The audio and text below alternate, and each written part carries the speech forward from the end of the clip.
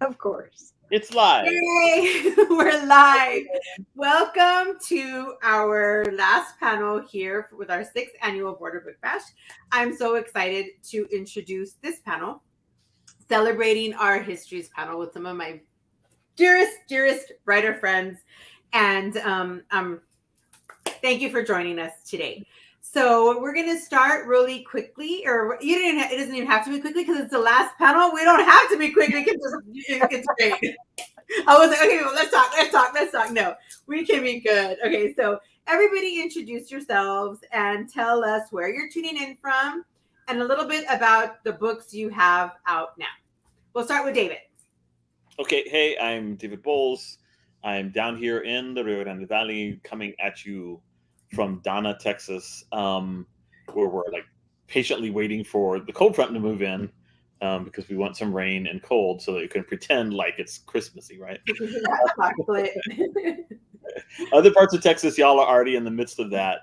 Down here, we're still crossing our fingers. Well, some of us. My wife is not looking forward to it. I am the author of like a couple dozen books, and this year I've had several come out. But my most recent book, and the one that that people are talking about right now, is The Witch-Owl Parliament. This is the first volume in a graphic novel series that combines steampunk technology and indigenous magic. You can see that the series is called Clockwork Curandera.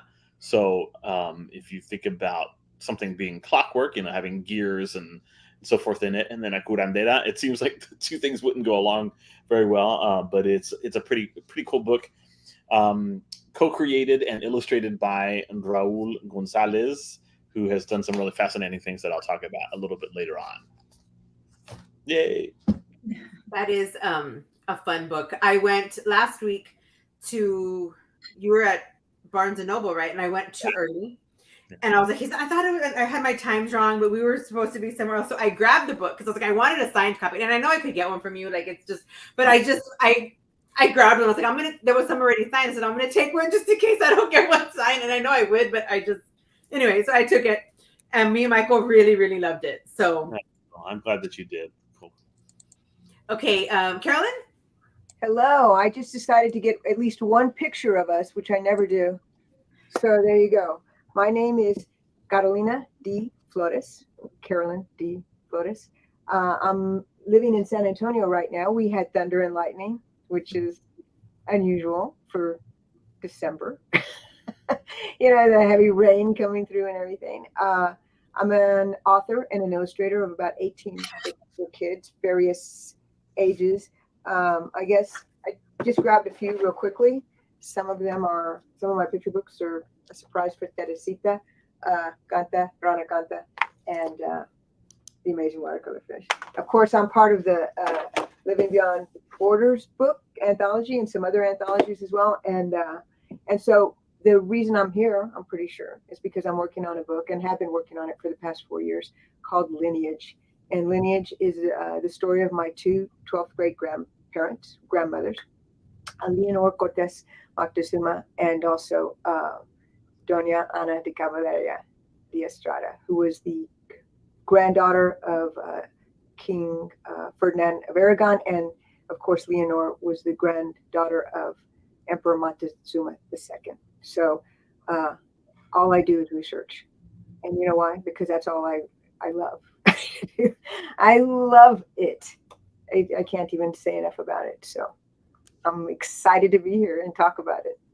And it's good that you do that because I feel you need to have research in order to tell the stories correctly. And that's very important for when we write stories for young people, that we tell them the truth and exactly what, happened in history. So thank you for your research. So we're going to start now have Alda. Well, I want to take the time first. A couple of things. I want to thank you, Margie. I met Margie a couple of years back, and we've been in so many panels lately. And she was there at my book launch, so she's like an hermana to me now. So thank you so much for having me here. And secondly, we were supposed to have Maria Andreu here, but she couldn't make it. She had commitments. But I just want to talk about her book, Love in English, one of my favorites, and she's a phenomenal writer. I love loving English because English was my second language, and I had a lot of struggles. It took me about 4 or 5 years to learn English, and I'm still learning English right now. But We all there are. are so many things in here that I identified with because of that struggle of trying to find patterns, trying to learn English a certain way, and then you ultimately you're like, no, there's a different way. There's this, there's that, but there's always that connection of love. So that book, hit close, and we've been doing a lot of panels, Margie and Maria and two other great writers as well. So I'm upset that she wasn't here, but I understand there's commitment. So. But that's Maria. And then I'm going to talk about my book, which I only have one book, but it's Barefoot Dreams of Petra Luna. And I'm excited to say that it got selected, it got nominated for the Texas Bluebonnet for next year. Whoa! I'm really excited. I'm so shocked. And it's based on a family story. It's my great-grandmother that came from Mexico during the Mexican Revolution back in 1913. Mm-hmm. And it was a family story that I've always been told since I was 3 or 4 years old. And one day when I decided to write about it as a magazine article, I wanted to validate the story first. And it took months and months, almost 2 years to find out that the story was actually fact. And I said, you know what, I have to tell the story because it's not out there. People need to know about it because it impacted just everybody, not only in San Antonio or Texas, but the whole Southwest. The Mexican Revolution has an enormous impact with America. So I wanted to share that with everybody. So thank you for having me here again. Thank you for being here. And another book by Maria, but I don't have it with me, but it's called Secret Side of Empty. And that's when I first found, it was one of her first books. I got it through probably Junior Library Guild or something in the library. And it's a book about a girl who she's from Argentina and she doesn't have her papers and they live here, but like kind of in plain sight, but hiding. Mm-hmm. And it was one of the best. I remember I used to and whenever I became friends with Maria, I was like, you don't understand. Like I fangirled for a while, like, oh my God, like, because I loved that book so much. It was such an important story for so many kids, who grow up here, who come from other countries. And it was just a beautiful, beautiful story. So that I wanted to also to share that title because that was my introduction to, and I love Love in English too, but Secret Side of Empty was my introduction to Maria, and it's a really amazing book. It's a really good book. The librarian that I used to work with, my friend Nayeli, we both loved it. Mm-hmm. It's great. Yeah, Maria, she's a great author, great writer. So yeah, I look up to her a lot. The next question I'm going to ask, and I want to ask this because I feel it's important that we, why is it important to write our histories and to share them with the world, not just with like cultural, but like the world? Like, why is it important that everybody reads everybody's stories? Yeah, I totally think that when I think about the U.S., the way the issues we're having right now, and the kind of like rise of fascism and white supremacy and stuff like that, after it seemed that we had like turned the corner on some of those things, I can't help but think that when we consider what happens in schools, especially like what happened in school for people like our age, where there was virtually no representation at all, but like the way that's continued in classrooms, where not just in literature classrooms, but science and math classrooms, history classrooms, where the stories and lives of white people are centered to the virtual exclusion of everything else. What happens is, first of all, children from communities of color, like Mexican American kids, in the case of South Texas for the most part, don't see themselves, and so they kind of like just internalize this view of our community, our culture, our language, our history and families and so forth as kind of irrelevant, right? Like this is not part of the American dream. This is not part of the U.S.'s conversation, intellectual, in terms of entertainment, anything at all, right? So what happens to a lot of our kids is that they develop a sense of like embarrassment about being Mexican American, about having Spanish-speaking relatives, about having ancestors who came from Mexico. That does tend to crop up, especially with kids who like want to make it in the U.S. mainstream, right? Want to go to college, want to become professionals.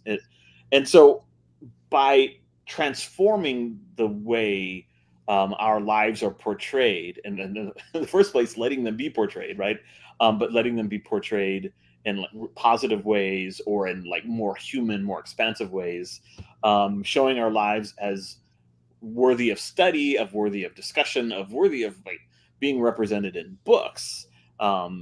We then allow our own children to see themselves reflected and to feel better. But it also, that lack of representation has erased us from the minds of kids from other communities, so that when they think about Mexican American people, when they think about Latinx people, they think about them in like these really limited stereotypical ways that are the only things that kind of filter through, and then they don't see us as humans. It's not like they're deliberately going, oh, let's treat Mexican Americans like they're inhuman, although maybe some of them are. But for the most part, it's just like, if you're not part of the conversation, you get forgotten, and you don't feel relevant.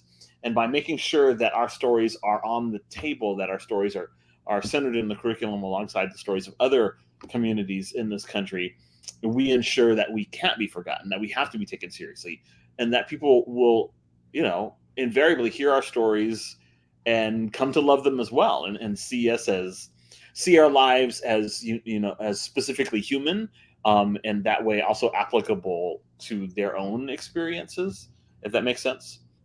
So yeah, I mean, this is something that's just incredibly vital, that the work that we do to kind of fill in the gaps of 100 years of publishing completely ignoring us is really, really important. And not only ignoring us, but not telling the story correctly. Well, Yeah. there you go. There you go. That's the thing.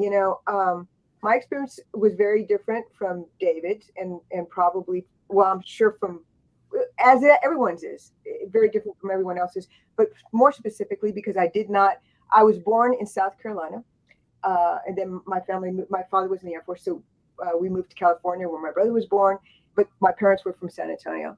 And when I was very, very young, we moved overseas. So I grew up in Thailand, Bangkok, Thailand, and Japan. And the thing is, so when you're young, you pick up those languages and you learn to read and write in those languages, and that's very cool. I mean, it's cool to be multilingual, or bilingual. And I know people think of bilingual as Spanish and English, but bilingual in other languages as well.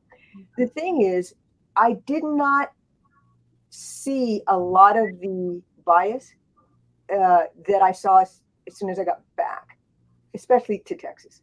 And because I was so much older when that happened, I didn't internalize it. And I think for me, it's been a great advantage, because everybody wants to know where they come from. And I knew that there was a big piece missing. I remember when I was like in first grade, we started studying Christopher Columbus, and Christopher Columbus came over in 1492, and then the Pilgrims, like the next day. I don't know if you remember, you just jumped. And I remember asking my teacher, do you did the Pilgrims know Christopher Columbus? And they were like, oh, it was 200 years, right, between them. And I asked, well, what happened in that 200 years? And they were like, nothing, right? So the thing is, when I started reading about all these things that happened in the 1530s and the 1540s and the 1560s, and right now I'm doing a lot of work on the 1600s, it's fascinating to me that it was just in front of us the whole time. I mean, I don't think there's anything better than getting it from the primary sources. And because I read everything from the primary sources, I mean, I'll go word by word, symbol by symbol, to read stuff that was written back in the 1400s and back in the 1500s. It is amazing how different it is from what we've been told, I think the biggest lesson that I've learned in the past 4 years, as I dissect, and by dissecting, I mean, we have this great access to historical documents now, where we can find them and print them out. And then and I'm sure David did this when he started off, right? Word by word, just translating it. We have this incredible advantage that we are getting the story as they saw it, right? And I'm not really that influenced by other things. So the biggest lesson that I've learned in discovering our heritage, or discovering anyone's heritage, is that you don't go in with an agenda. Because if you go in with an agenda, you're not going to be seeing what is there. And so I try not to, I mean, people who know me, and I know David's known me for a long time, and he can vouch for the fact that I really do not and have never cared what anyone thought about me. That's true. So that is a big advantage as well. So I don't ever try to go, well, I'm going to disprove them or anything. I mean, much to a lot of people's chagrin, they're like, Carolyn, you know, I'm like, why would I care? You know, and there's one for me. What?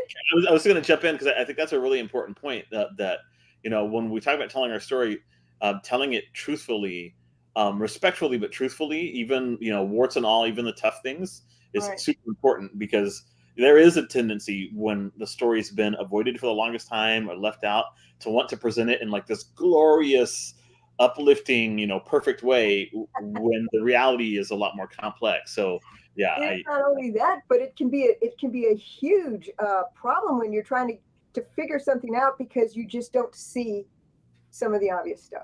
And I guess it sounds like I'm talking in riddles, but I am so, you know, involved in the minutia right now that I have to be very, very careful that I don't assume anything, because I can guarantee you that it will lead me down the wrong path. Yeah. Always. You know, and here's another thing. Why is it that now stuff that I was talking about 4 years ago, people were so aghast that like it could never be, it was probably not true, and that anything good could not be true. And now all this stuff is like common knowledge, just in 4 years, you know? So I guess what I'm saying is, I love the fact, why do I write this stuff? Because I can't do anything else. I wake up in the morning thinking about it, and I, you know, go to sleep at night thinking about it. And as coming from this as a musician, why are you a musician? Because you can do nothing else, right? But what that also tells me is that we are constantly writing our stories down, and you don't have to be a huge, I mean, you don't have to get it published in this huge book that's a bestseller in this particular society in order for it to make a huge difference. Because my family, and your ancestors as well, wrote this stuff down 500 years ago in letters and did not expect it to be read 500 years later. If you get married, if you are baptized, if you participate in life in any way where it is officially recorded, that is gold. You know, you are united for life. You are there. And that is a very, very important thing to have when you're looking this stuff up. You know, I look up everything. I translate who was there, who was in the room, and you'd be amazed at how much that pays off later. Write it down. I don't care if it's a book. Write it down, and write it down on something physical, not just on the computer, you know, or at least print it out, because it's gold. It's important. It's our history. We're lost without it. You know, I went too far. I went too long, I'm sure. No. I'm following your steps about not having an agenda, because I didn't want to have an agenda either. I wanted to tell a story. I wanted to tell my family's story. You know, I wanted to tell the truth too. I didn't want to add, you know, following an agenda or anything.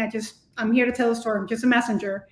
And my family's story, like I tell people, Barefoot Dreams of Petroluna, you know, this story is not unique to my family or to Petroluna or to Mexican Americans. This is a story, a journey that many Americans have taken to get here, to escape, whether it's famine or violence in their homeland. It's not unique to just me or my family. It's part of so many cultures and so many societies, so many people, that I want this to connect us. I want people to seek their past and their stories and read this and say, oh my goodness, yeah, that reminds me of my great-grandfather when he came to America, or this reminds me of the struggles, you know, of poverty my great-grandfather faced, you know, those challenges of how do you face or endure the prejudice of high society when you're poor. So I wanted these stories to connect us, to people find them. So I think that's why it's good for people to read books outside their culture, their knowns, just so that they could have that connection with somebody else and learn to empathize.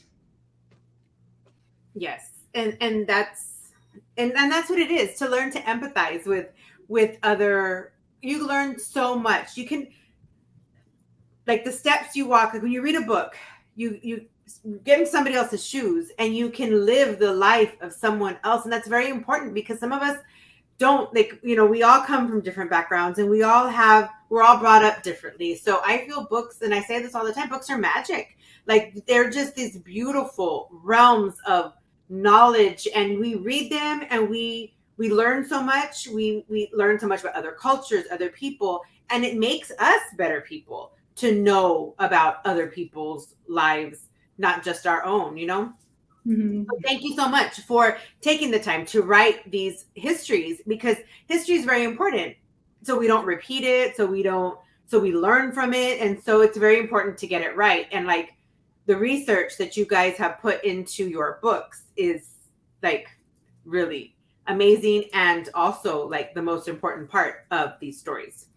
So I wanted to ask culture, you know, what does your culture how does it influence your work whenever you decide to write, and what stories you decide to write? How does your culture influence you? Well, I mean, I think that like the first and obvious answer is that, you know, identity is contingent on culture to some extent.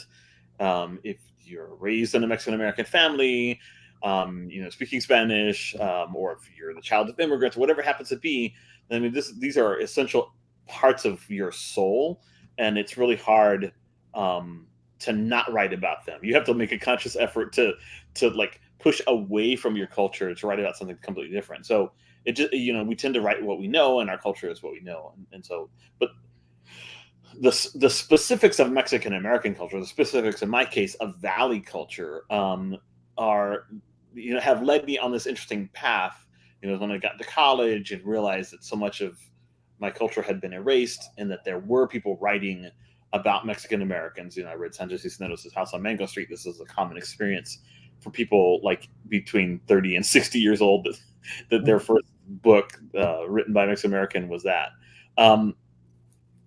And it kind of, you know, my frustration at not having had the opportunity to have my culture be in the books that I read led me down various rabbit holes to pursue the different strands of our like syncretic identity, because being Mexican American in South Texas means being Texan, obviously, but it means being Mexican American, which means being partly European, partly Spanish, and being partly indigenous in a way that's kind of fraught and complicated, because you don't know what group you belong to necessarily, unless you happen to do a lot of genealogical research and you get lucky that people have written things down, as Carolyn was saying.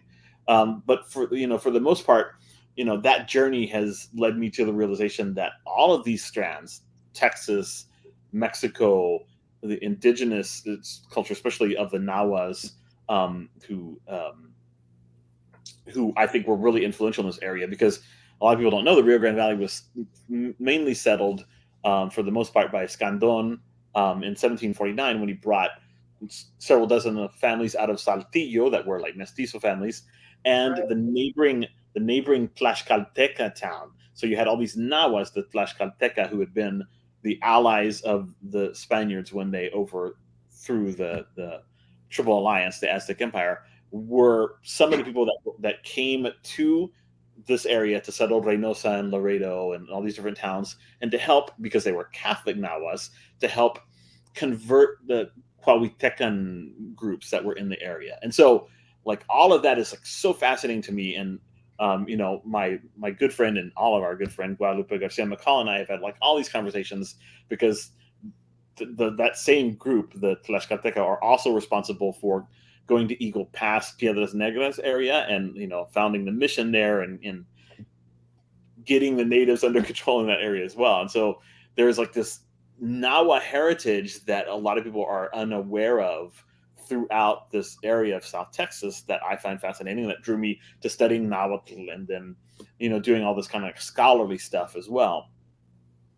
And so our culture, when you start digging, it's so rich and so layered, and has so many nuances, that like you kind of don't have to write about anything else, because I mean, I have plans for like dozens more books that I want to write between now and whenever like it's over. whenever like death comes knocking on my door, cuando finalmente viene la calaca y me lleva, no, then and all of them they're related to our culture. They're either about Mexican Americans in the present or in the past, or they're about Mexicans in the past, or about indigenous Nahuas in the past. And there's just such a richness that you can continue mining it for forever. So I'll shut up. I kid you not. No. Let me just say this, David. I literally today, just a couple of hours ago, I took some time and I'm working on, my lineage and with the ancestry stuff and everything. Literally, Escondon, literally exactly the town you're talking about from Santiago over here. Okay. I'm looking at their baptism records. And I've been translating them literally an hour ago. Right. Yeah. So we have all of this stuff in common, and it is so intriguing and so interesting. And I was thrilled that you brought that up and exactly that whole history of when that happened. I was like, he can't be. So that is how closely related this stuff is. Yeah. Oh yeah. And also we're interested in the same stuff, and our brains operate in very similar ways. But it's our blood as well. I mean, this is really sure. Our lineage is what to use. That's very, very exciting, So I was going to say something else about when you were talking. David said something that I thought was very, very intriguing and very, very important.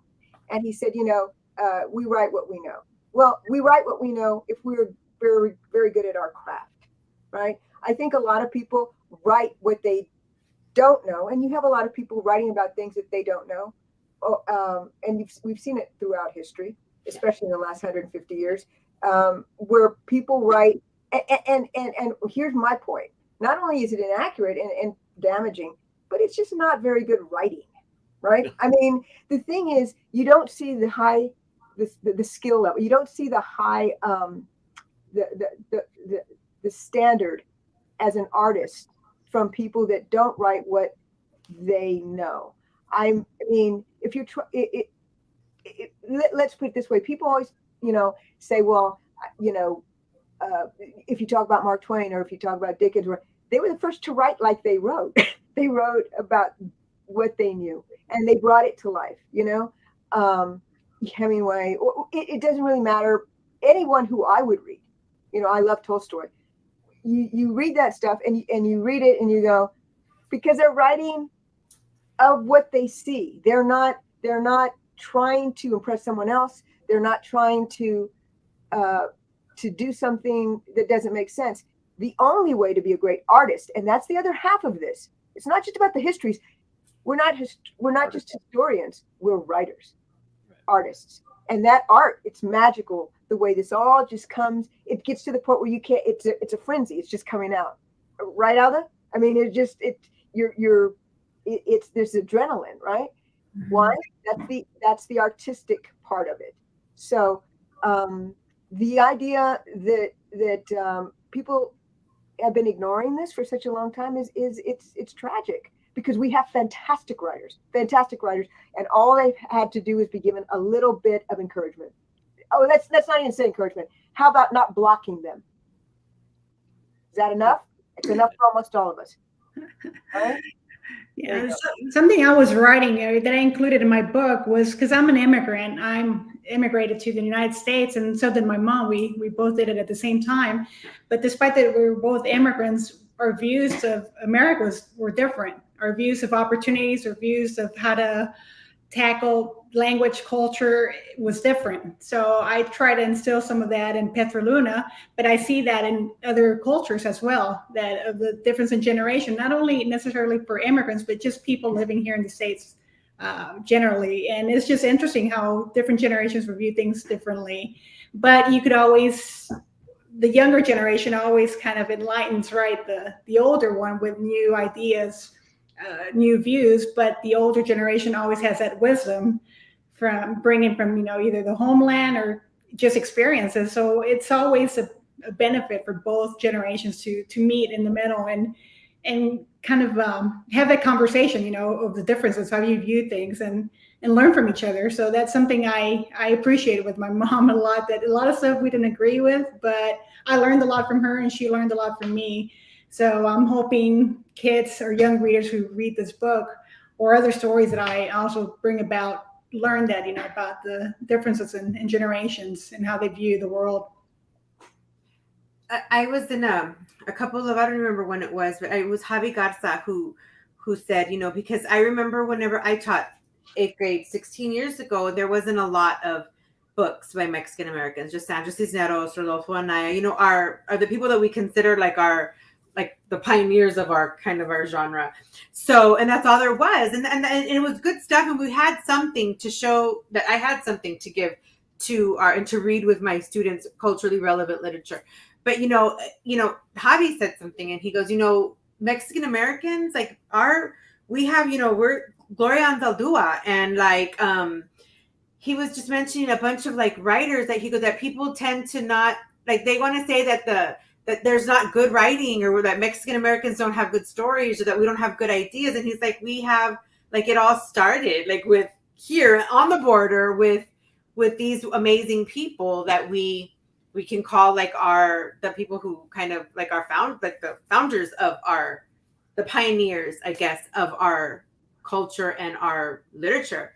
And that made me really happy, because I thought, like, to myself, because Gloria Anzaldúa graduated from Edinburgh High School. I was like, I graduated from Edinburgh High School. Like, how crazy is that? So I was, it kind of like changed the way I thought about and I wanted to change the way all young people think, like here on the border. You have important stories. We all have important stories. You can tell your stories, and we should. And I was really excited because last week, my friend, she's a librarian at Sherryland High School, Nicole Cruz, and she said that she applied for a grant for an intergenerational book history, or a book, and she they funded her grant, and she's going to use Living Beyond Borders. And she said that, she's going to read this book with her kids. And then not only that, but they're going to write their own coming of age stories. And that made me so happy, because those are going to be more stories from kids here in our area at this time, what's going on in their lives, that we're going to be able to have some kind of histories over. And that made me very happy. So I think culturally relevant literature is just so, so important for the classroom and just for the world. So thank you all for your stories and for everything that you do for our community as far as literature is concerned. So I'm going to ask, we're going to try to have a fun question. What was the last thing you ate, and that was the best thing that you cannot wait to eat again? Oh my God. So, all right. So these are two mutually exclusive things. So the last thing I ate is not the same as the thing I can't wait to eat again. But the last thing I ate that I cannot wait to eat again is, I was at New York Comic Con, 2 months ago or whatever, a month and a half ago, and was staying in Chelsea, like right next to Little Korea or whatever they call it in New York. And I went to this incredible Korean barbecue restaurant and had steak grilled on the little grill, whatever. And it was so incredibly delicious. And I can't wait to have that again. God. The last thing I ate was just salmon with asparagus right now before this thing. And then barbacoa in the morning, which barbacoa, can't ever go wrong with barbacoa. No, never. Carolyn? I can't even, man. Carolyn's a picky eater, so I'm not a picky eater, but I love a lot of things. But the truth is, I love so many things. I couldn't pick just one. It's just of the moment. But I will say that the last thing I ate was pork chops. Pork chops are great. With what? Good. With beans, borracho beans, and green beans, almondine, and some pico de gallo, and oh wow. I cooked it. The last thing I ate was something I made. There you go. You're like, whatever sides were available, that's the sides that we're eating. Here's the moment, yeah. With this incredible ice cream that my brother and his wife sent us for Christmas, and it was these Hickory Farms desserts that were just incredible. They're like mounds with chocolate and banana and strawberry ice cream. It's just wonderful.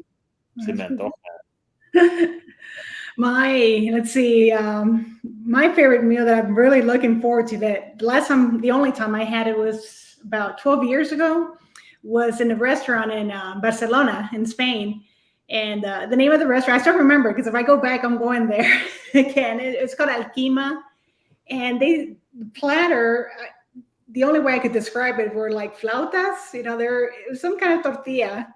It was wrapped, and they had shredded chicken in there that was just so soft and savory, flavorful. I don't know what spices they added, but it had this white sauce above it that was just, it melted. Your mouth it's incredible.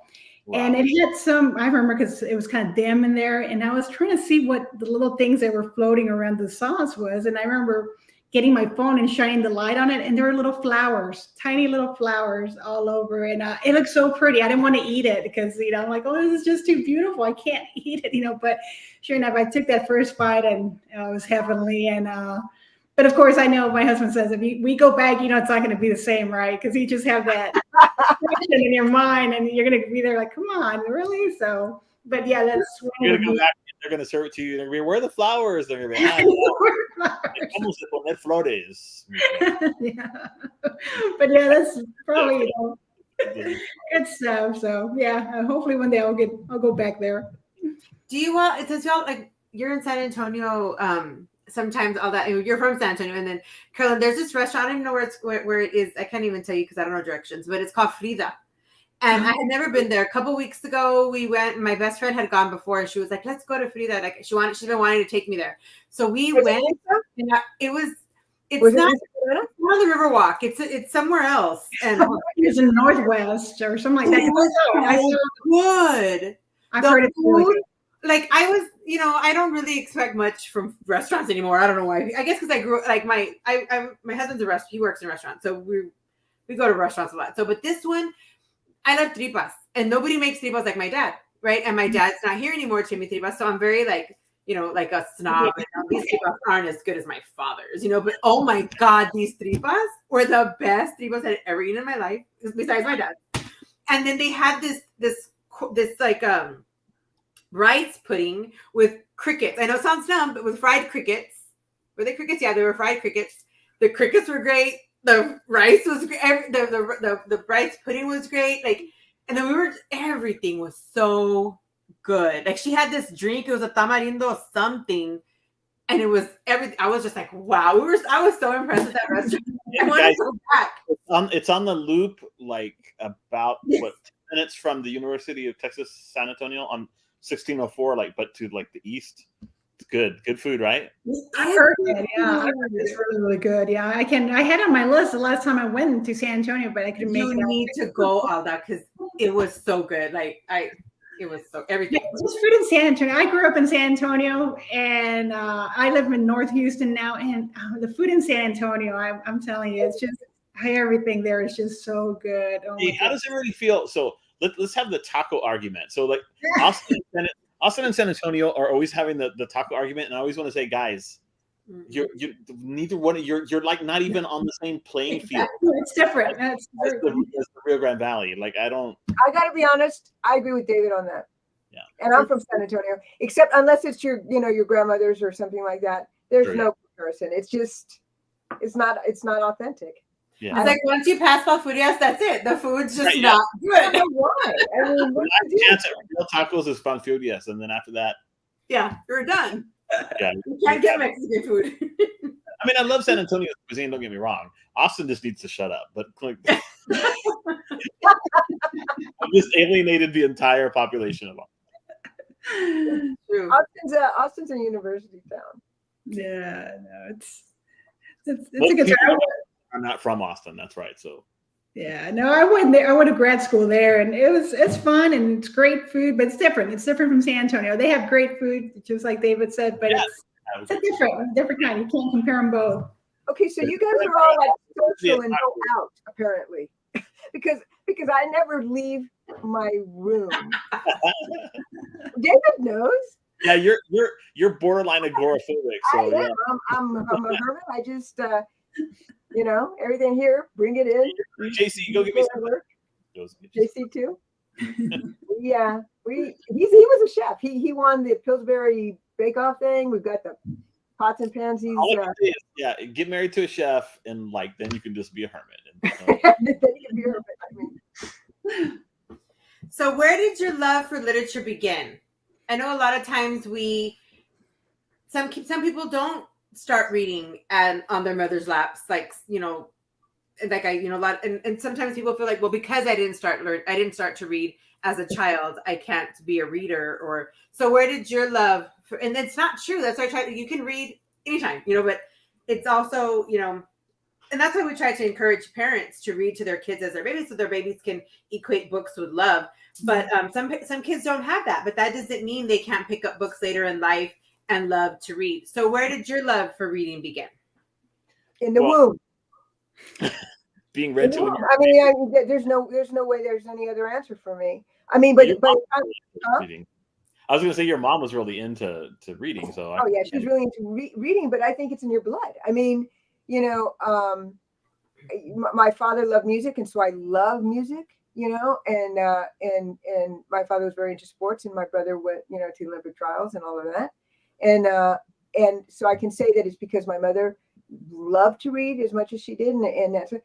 But I also loved science and stuff, and nobody was really into that. So I was thinking about this question because you kind of sent us a little thing maybe to think about, and I think that it's in your blood. I'm in love with written language of any sort, and I think I know I jumped in front of David and he was supposed to. No, I don't mind. I was so excited. It's better because then I can be all like, well, actually, Carolyn. So the thing is, I remember they took pictures of me. I hear what you're saying, but I would differ. I mean, I just think that saying it's in your blood is maybe a little bit too strong, but certainly when it's in the atmosphere around you, it's much more likely that you're going to pick it up. When there are other people, that is true. That is true.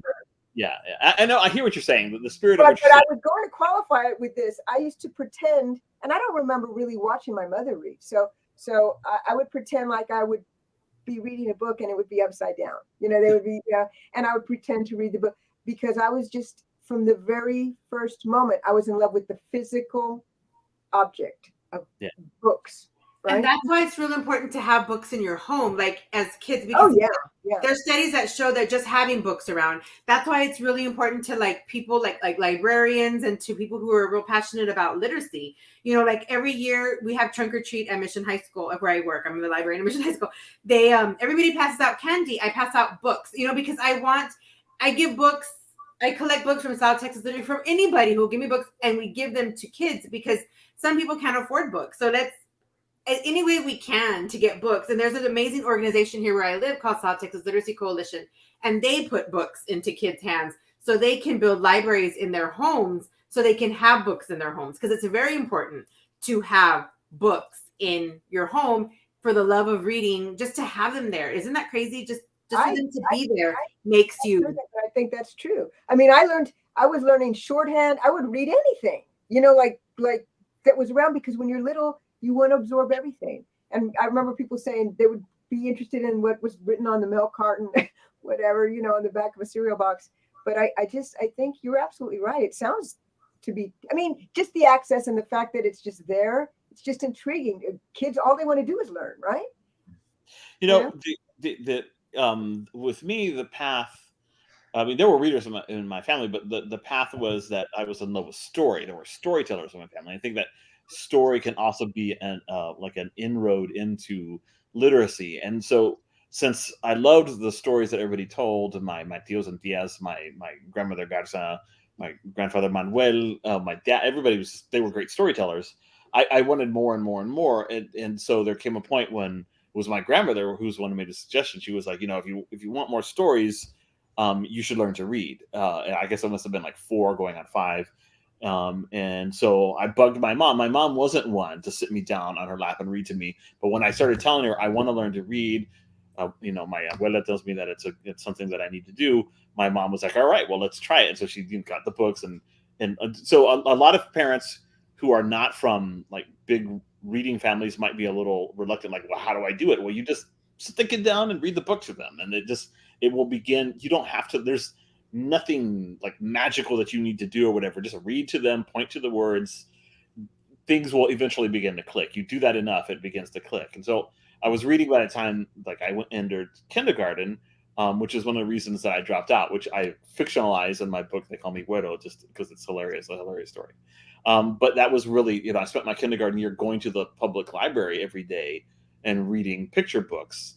And then eventually by the end of that year, I was reading like what we would call chapter books, right? I was reading like stuff for mid-elementary. And when I got into school, they tested my reading level. I was at a third grade reading level.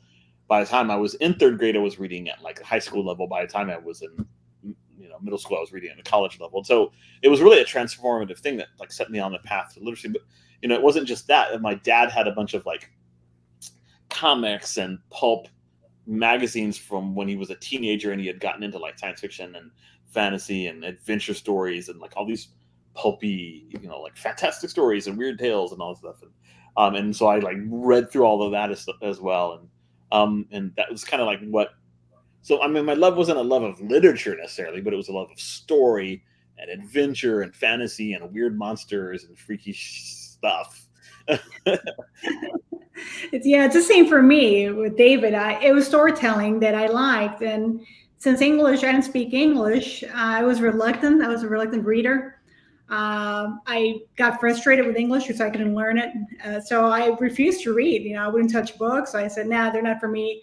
Not realizing that I love stories. I love telling stories. Of course, all the stories I heard were in Spanish, but I didn't relate both of them, that reading and storytelling were the same. So I became very reluctant, and math came easier to me. So I said, no, I'll pursue the sciences and math. And I did every now and then get an inkling of wanting to write, especially when I get into junior high, but I kept saying, no, that's not meant for me. My English is never going to be great enough. I should stick to math. That comes easier.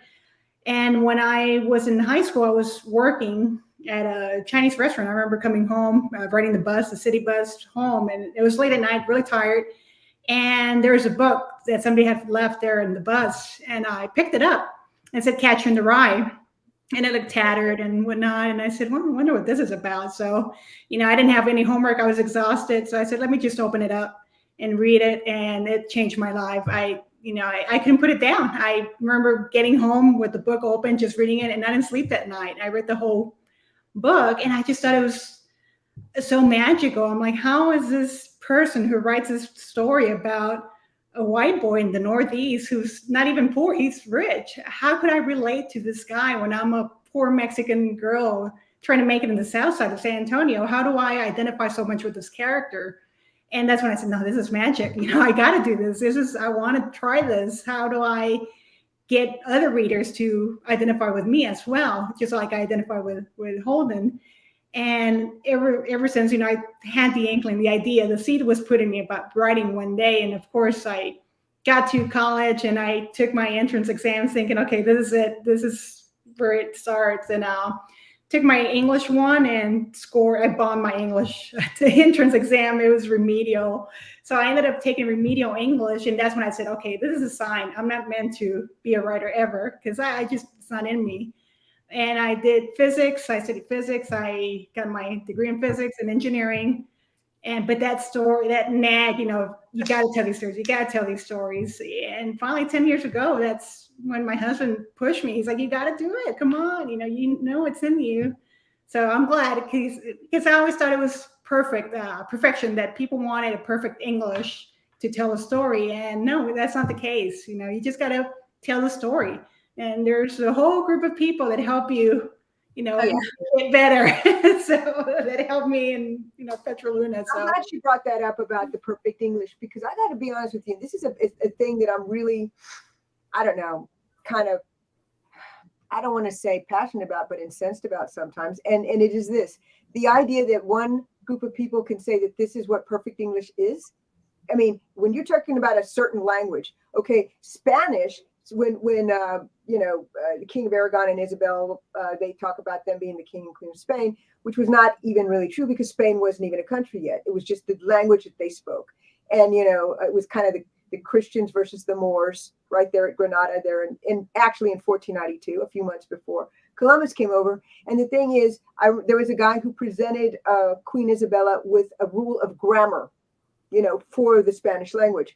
And and Queen Isabella said, "Why?" Or she was Queen Isabella of Castile said, "Why would I need a book to tell me how to speak my own language?" And he said, "Don't you know that's the weapon of conquerors? That's how you conquer a land, is with language," which is absolutely true. But this idea that someone can make someone else feel not worthy to write really makes me mad. And one of the things that we have is a lack of real artistic, the artistry that's left out, because a lot of people don't feel like they have the permission to write.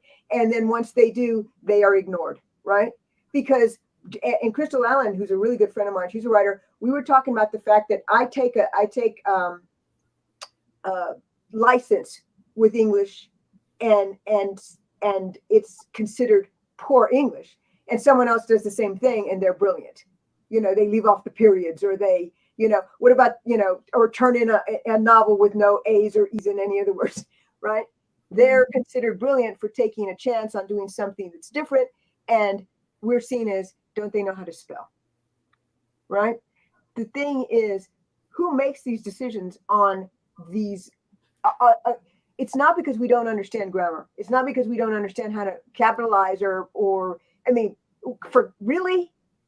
come on. We all know how to do that, you know, pretty much when we're young, but we're picked on, right? If it's not exactly what other people expect, because they don't think it's better. They think, oh, they just can't get it right. Right.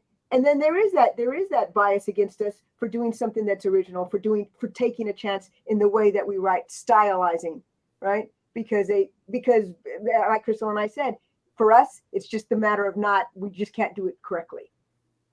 Rather than, hey, we're writing the way other people write, which is truthfully. I mean, it's just a thing that I wanted to talk about. David, you're with the languages and everything, you know that is true. A lot of people say, well, this was misspelled because it was done by a woman. There was no correct spelling of that word in the 1600s. How can they say something like that? It's ridiculous, right? There's that bias. What do you think, David? You're on mute. I know, that's why I was trying to find the unmute button, but I had like moved the window.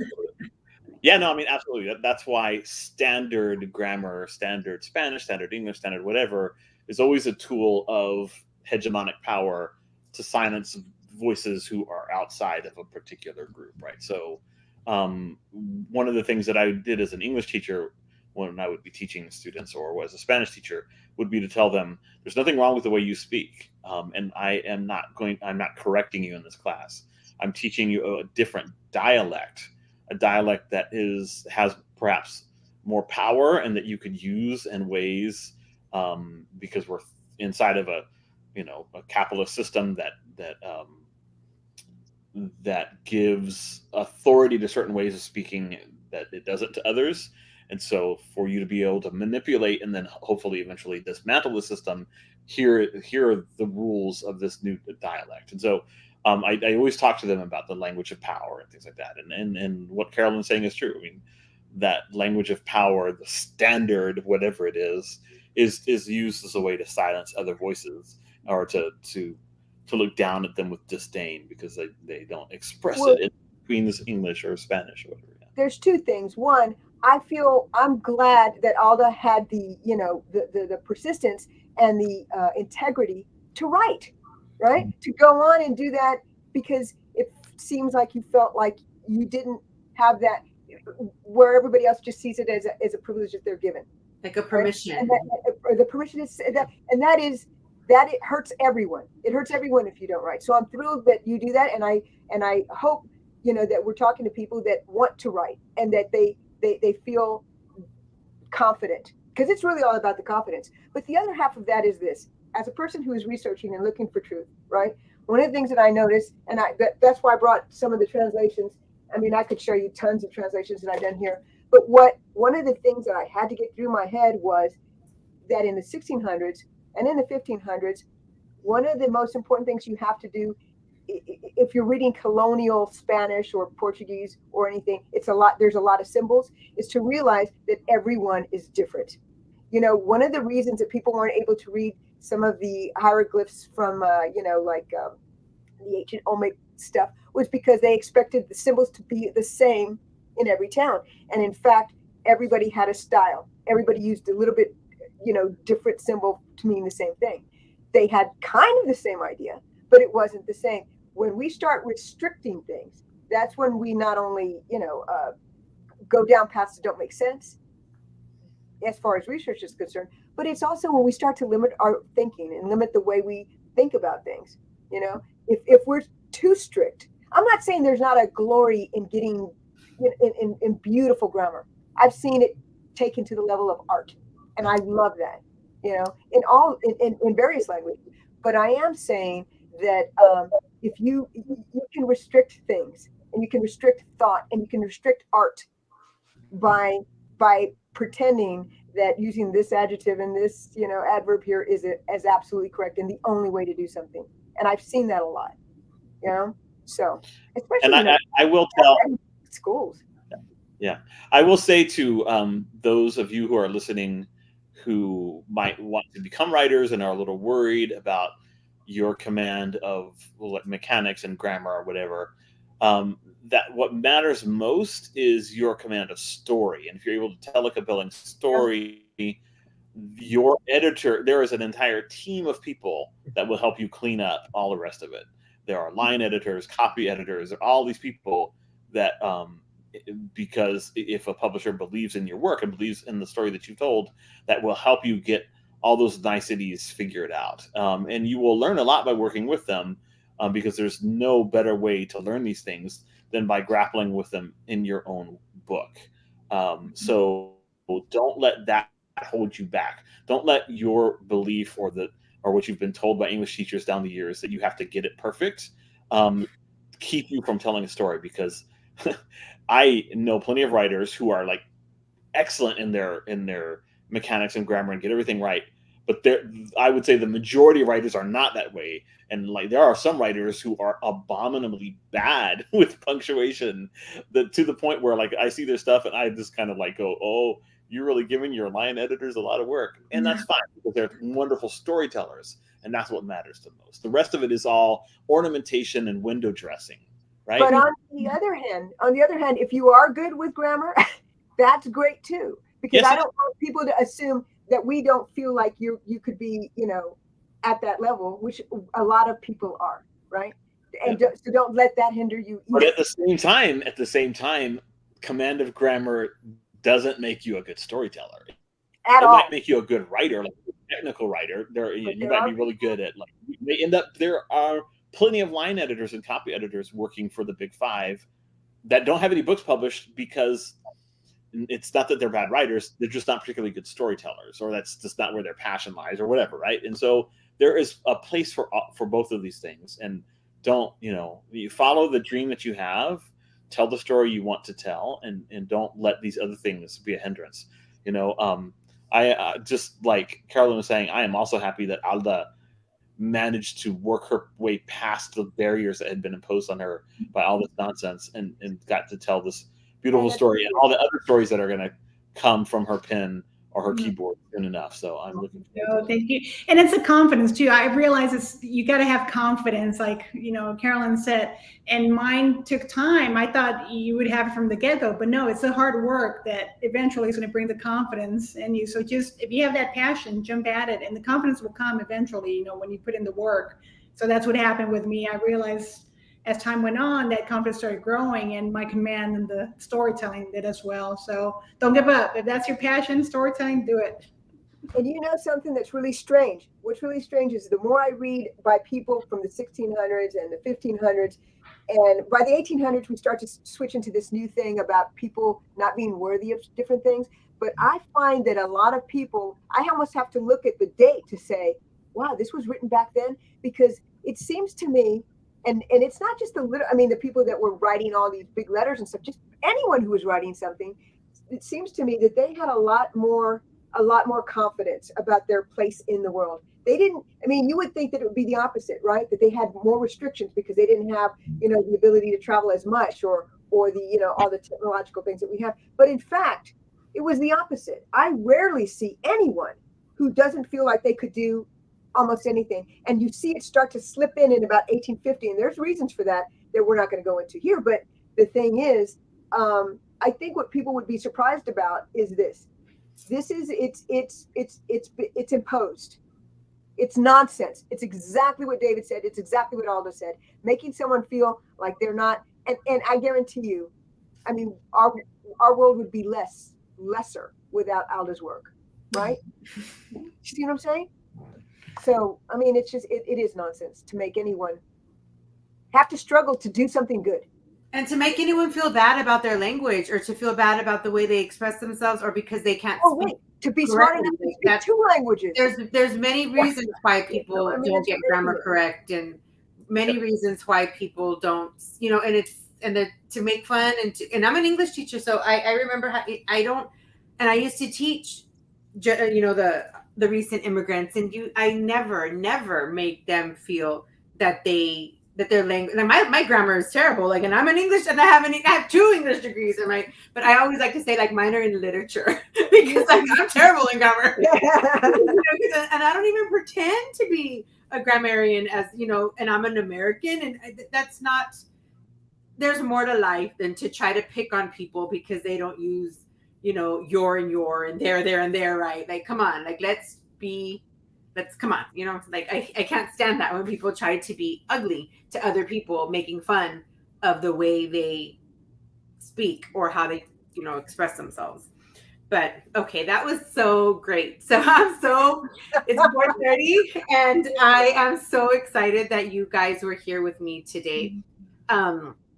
You all, the 3 of you here, some of my very best friends, dearest writers to me, and thank you so much for being here with me today. And I hope next year we can be live. I really hope next year we can. I'm telling everybody it's going to be at the beach.